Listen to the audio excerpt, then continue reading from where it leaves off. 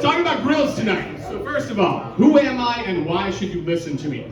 You might know me as Dr. Russell. I have my PhD in bioengineering at MIT. That is a true fact.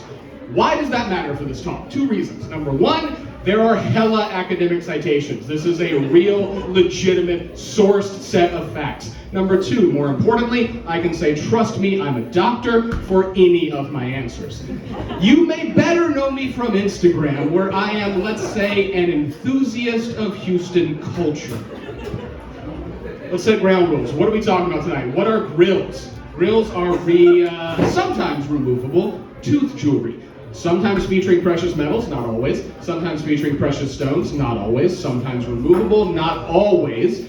Also called slugs, fronts, golds, bijou, biset, whatever you want to call them. Not talking Weber tonight, we're talking Grillz. Audience interaction time. This is a question I want hands up with a number. Who first wore a grill? Is it Big Daddy Kane, Queen Latifah, Ludacris, or Lil Wayne? I'm not kidding. Thank you, sir. Put your hands up with a number. Come on, let me see votes. Okay. Thank you. Okay, we got some smart people. You're all wrong. The motherfucking Etruscans. Strap in. We are going old school. I told you there were citations. Not even kidding. The Etruscans were a civilization that dominated the Italian peninsula in roughly 800 BCE. Grillz are older than Jesus, okay? You remember nothing else tonight. Grillz are older than Jesus. We have no proof he did not wear one. Now, importantly, a lot of people will say, well, that's just general practice of the time. No, these are healthy, moderate, wealthy women who intentionally remove healthy teeth, reinsert them with thick gold bands, such that they can no longer eat normal food as an ostentatious display of wealth, because it shows that they have a cook at home preparing soft food that they can eat despite these loose teeth. This is an intentional display of wealth. It also lasts for 500 years. Grillz lasted twice as long as we have been a country, until the Romans come. Now, this will set up a lengthy, repeated process of police states with absolutely no chill. In roughly 100 BCE, the Roman Empire comes in, they conquer the Etruscans, they wipe them out, they take all of their gold, they stamp out the practices, they destroy their written records, and they write poems that say that making Grillz is equivalent to plucking out your own eyeballs. This type of overstated rhetoric will be a feature of this talk. Now, we're going to go across. Oh, that's not good. Heather, thank you.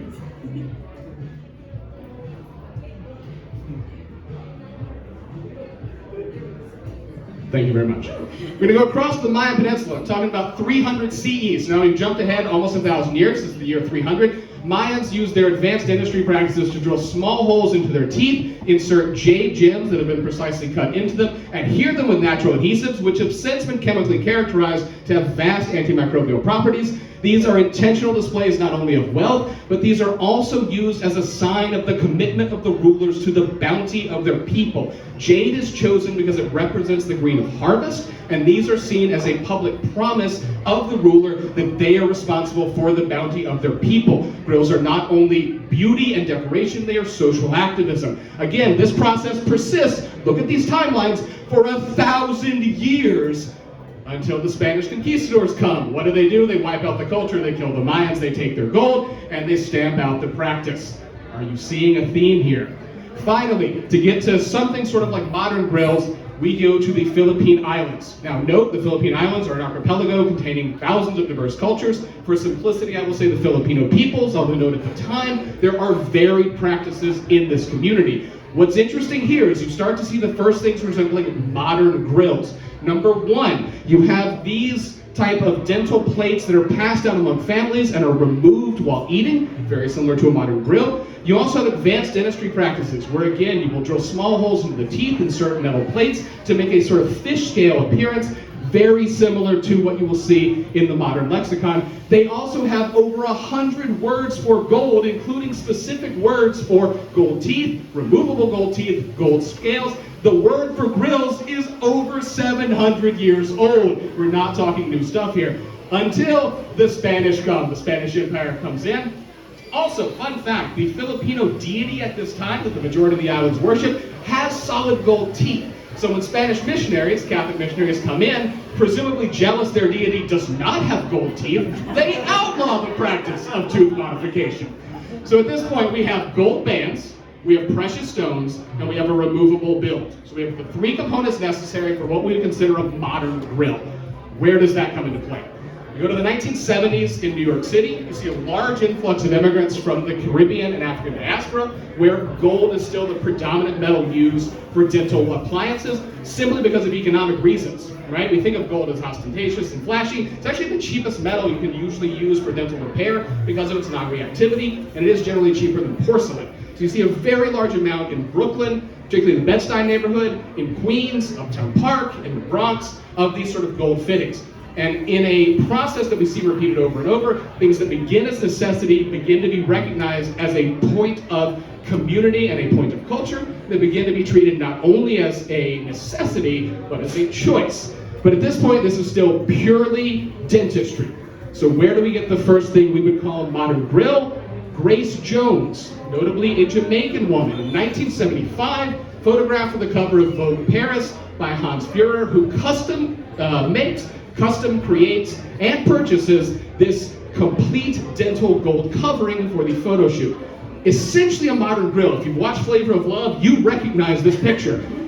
Importantly though, Grace does not own this grill. It's still owned by the photographer. She does not leave with it. She does not wear it at other events. So we're getting close. We still don't have the modern grill. To get that, we need the actual OG of modern grills, the cassava. The cassava is a woody shrub native to South America that makes a tuber that's high in. Why are you laughing? This is the creator of the modern grill. I'm not kidding. I also need this man named Eddie Plain. So Eddie Plain's a Suriname immigrant. He's born in Suriname, came to New York City when he was roughly 12 years old, grew up again in that Queens neighborhood. Went back to Suriname when he's in his 20s. He's eating a bowl of fried cassava. He chips a tooth, goes to a dentist there in Suriname who offers him a gold cap because, again, Caribbean diaspora, lower socioeconomic status, that's the common dentistry. Eddie is in a unique position here. He understands the culture because of his background, but he also has grown up in America and he has upward mobility aspirations. He's not sure he wants to always be associated with that culture. Eddie invents code switching for teeth, because what he wants is to sometimes have golds and sometimes have what are known at the time as American crowns, porcelain crowns.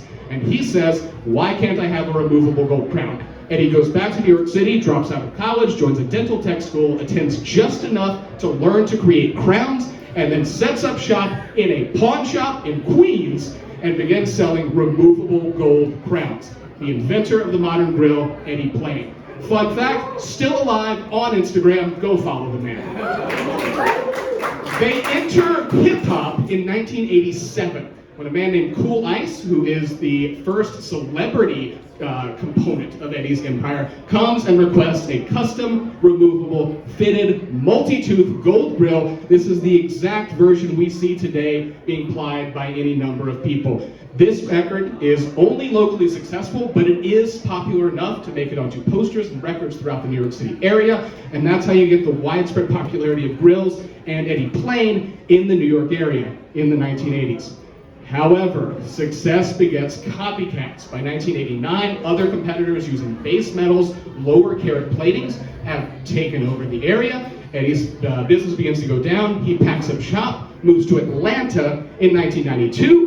No offense, New York, the South does it better. Instead of setting up shop in a pawn shop, he has an entire storefront. Eddie's famous gold grills. It was a fixture of the Atlanta hip-hop neighborhood, as well as a fixture of rap videos from the early 1990s.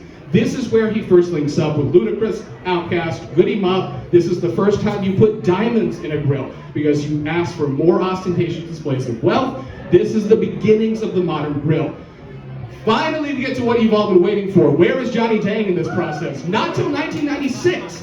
1996, 19-year-old Johnny Dang immigrates from Vietnam here to meet his family. He sets up shop in Sharpstown Mall as a jewelry repair technician because they would not hire him at the local watch shop because he had no experience. Instead, being an enterprising young man, he decides to undercut the competition, offer the same services at a cheaper price, begins, because of his location, repairing jewelry for local rappers and hip-hop stars, began requesting grills. They notice his skill with actually working the metal and the diamonds, begins fashioning custom grills for the local hip-hop community. This is generally, up until now, what you will find if you go a deep dive into the academic history of Grillz. There is one thing most of them leave out that I would be remiss if I did not mention because I am from southern Mississippi. The influence of Cash Money, the New Orleans record label, particularly in the late 1990s, cannot be understated in the importance of Grillz. Bling Bling as a concept was invented in 1999 with Bee Gees' hit single, and is the first reference to Grillz in rap lyrics when he talks about his grill being slugged up. This is also when you will find Birdman, Juvenile, other prominent references to platinum grills for the first time instead of gold, as well as the first reference to heavily diamond-encrusted grills. This is where we get the modern grill, but it's still not mainstream. You will notice this is New York, this is LA, this is Houston, Atlanta, New Orleans. Not a lot of mainstream knowledge of the grill. Who changes that? Johnny Dang does. In 2002, Johnny Dang partners with Paul Wall, creates Johnny Dang and Company, their first original storefront, as well as grillsbypaulwall.com. This is also when Johnny innovates the message grill. He realizes that by setting stones with alternate colors, you can produce messages in the face of the grill. The stage is now set for The Takeover. This is the mainstream dominance of Grillz, the 2005 single by Nelly. Notably, Nelly is not from New York, LA, Houston, Atlanta. He is not a coastal rapper. This is the first time you see Grillz penetrate into middle America rap. This song spends 26 weeks at #1 on the Billboard charts, and it is the absolute takeover of Grillz. This is Google Trends for the last 20 years for the word Grillz. The highlighted portion is the release date of the single. You see the rapid influence. This is when Grillz take over mainstream culture. And then I told you there'd be a pattern of police states with no chill. Approximately 6 weeks later, the Arlington School Board bans Grillz because they are immodest and they are ostentatious. These are code words for, say it with me now, racist dog whistle horseshit. Now, I think a lot of you are recognizing a pattern here. Something starts out underground, becomes popular, becomes arguably too popular, and then what happens? Suburbanites discover Grillz. Yeah, I'm all for embracing culture. Obviously, I am a white person, but I will say some of us ought not be wearing Grillz. Hulk Hogan, please sit down. Not going to spend a lot of time on this because it's sort of the denouement of this and it's sort of a sad portion, but I will say, arguably there was a time period, roughly 10 years, where we were worried Grillz were going to become only passé and occur in repackaged VH1 mob-style music videos. But we get rescued from obscurity. Who does it? Black women do it, because we find the return of Grillz to haute couture and high fashion. Dolly Cohen, a grill maker out of Paris, partners with A$AP Rocky and Rihanna to begin making highly elaborate sculpted gold grills that actually grace fashion shows at Paris Fashion Week, collaborations with Balenciaga and Givenchy. You also see a highly penetrated exposure of Grillz on TikTok, and again, through young women. You will occasionally find these articles that say women have discovered Grillz. If you remember what I told you about the Etruscans, women were the first. So any claim that women discovered Grillz modern day is misogyny. Women invented Grillz. Get it right. So we've covered how they evaluated, how they progressed, how they got to. All I will say, call me George Foreman because I'm selling everybody Grillz.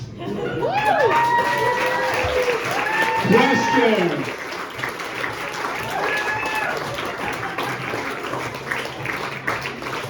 Thank you. Go for it. What's your favorite grill? Oh, what is my favorite grill? That is a fantastic question. So, true answer, if I'm going to be honest, so Birdman is the co-founder of Cash Money Records. I am a Cash Money person at heart. There is something about the simplicity of platinum and diamonds. The first time he wears a platinum invisible set, full coverage grill, top and bottom, that's my favorite. Yes, sir. Then Rahul. Oh, what is the like horror story of like rappers like messing up their teeth for whatever reason? Oh, so the question is, what are the horror stories? So one thing I glossed over, up until roughly the 90s, grills are still largely dental appliances. And the early grills are a lot like the way veneers are treated today on TikTok. You have to shave your teeth. It's still a crown, it's a dental appliance. So a lot of these early grills are actually permanent. They're gold teeth that have just been expanded. So you do see instances of people with otherwise healthy teeth intentionally shaving mistaking them for permanent grills. Kanye West actually got famous for this on Ellen for claiming this. We probably should have known something was up then. One argument.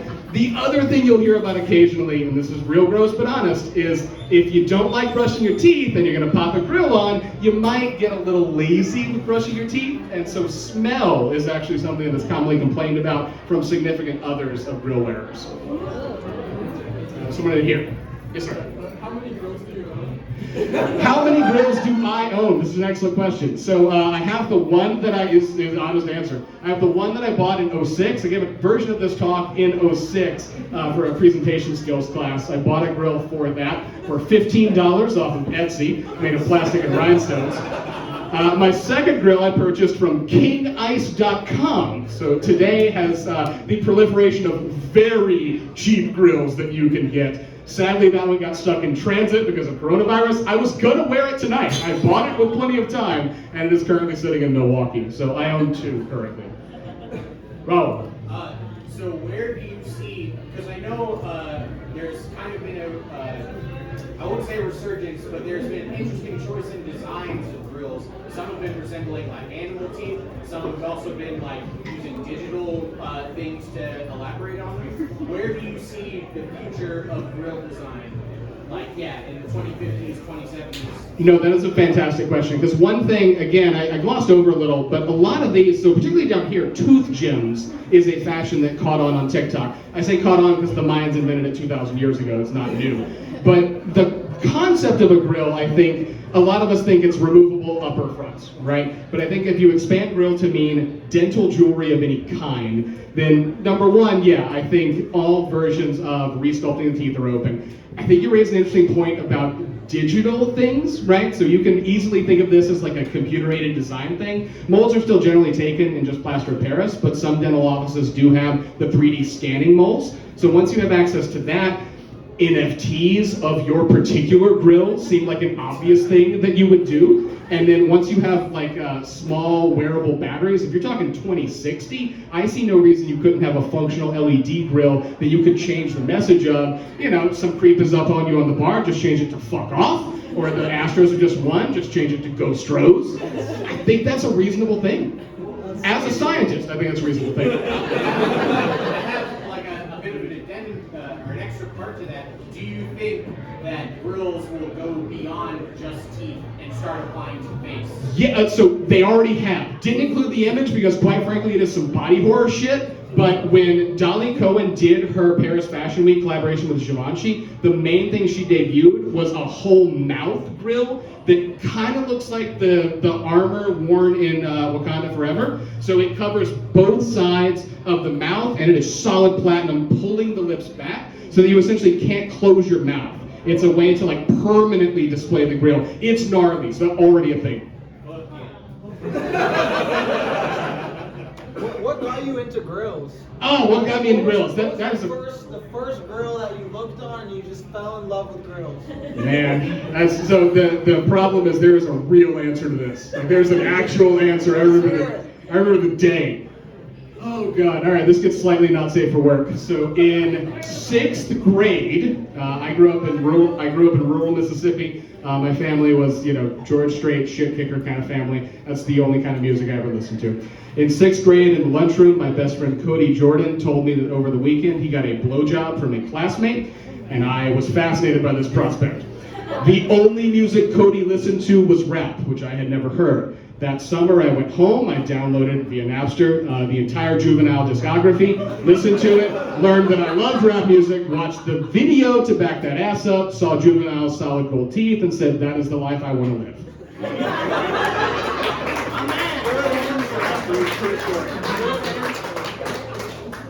That's wild.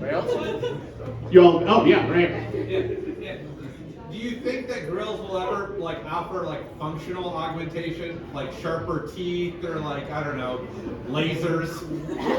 Yeah, so the interesting answer is we've gone in a pathway where they initially did, right? So if you think about the very first Grillz when they were an expansion of just available dental appliances, the very first people to get sort of multi-tooth metal bridges were doing so because it let them eat food that they could not do so with multiple missing or broken or damaged teeth. So you start from a functional place with Grillz.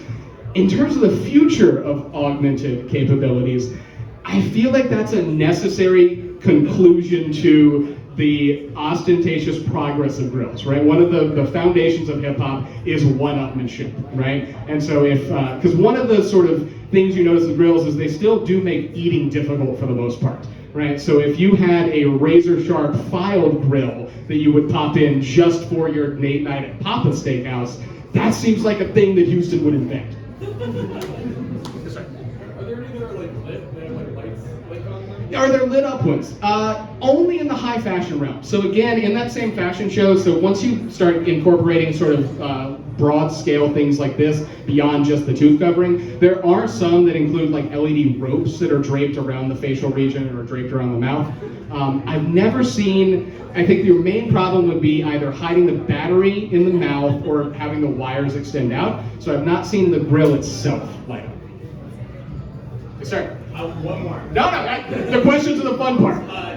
Would you say that the villain Jaws from James Bond has Okay, I'm glad, so no shit, I'm glad someone asked, okay? I really did almost include a slide for that, because arguably, that is a mainstream presentation of an all-metal mouth, right? So I do think it fits in. In terms of the timeline, it doesn't quite predate any of the things that would define mainstream ones, so it more fits in. And one could argue that because of the sort of nonsense where his disability is used as a proxy for his evilness and the sort of generally negative context, I don't think it advances the science of Grillz very much, but it is certainly in that conversation.